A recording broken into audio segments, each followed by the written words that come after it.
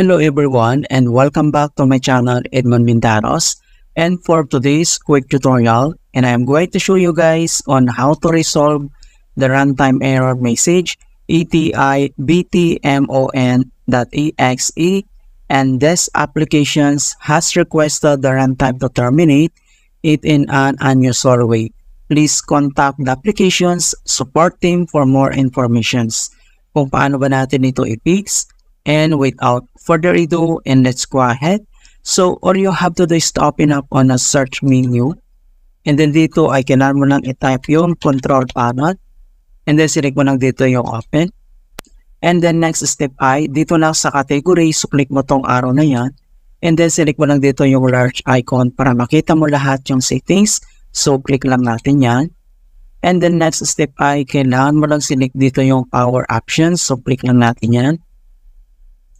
And then dito sa power options, ang next step ay kailangan mo lang i-select dito yung balance.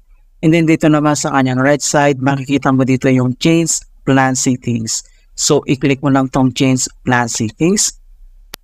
And kailangan mo lang i-click tong change advanced power settings. So click mo lang yan. And then pop up itong kanyang advanced settings.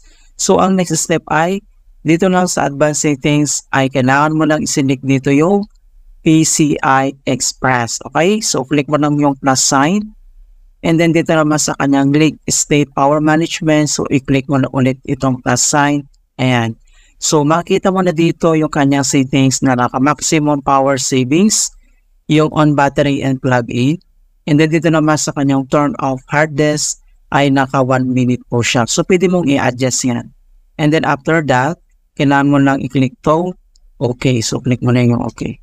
Right? So, ang next solution na pwede natin gawin, so close lang natin dito. So, dito lang sa search menu, and then dito ay kailangan mo lang i-type yung device manager. So, click mo lang dito yung open. So, dito sa device manager, ang next step ay kailangan mo lang i-select dito yung display adapters. So, i-click mo lang tong arrow na yan para mag-expand. And then, ang gagawin natin dito ay kailangan lang natin i-update yung kanyang driver's graphics. So, select mo lang itong kanyang driver, and then right-click ka lang, and then select mo lang dito yung update driver, and then pop up tong dalawang options na search automatically for drivers or browse my computer. So, kailangan mo lang mag-select dito sa dalawa. And then, select lang natin tong search automatically, and then wait natin. So, makikita mo na dito na the best drivers for your device are already installed. So, ang next step, so close lang natin dito. And then, dito lang sa start menu. And then, kailangan lang natin mag-restart. So, i-click mo lang tong restart. Ayan, so ganun lang po kasimple on how to fix runtime error ETI BTMON.exe in Windows 11 and Windows 10. And please don't forget to like this video, subscribe to my channel for more quality content. Thank you guys, and see you in my next tutorial.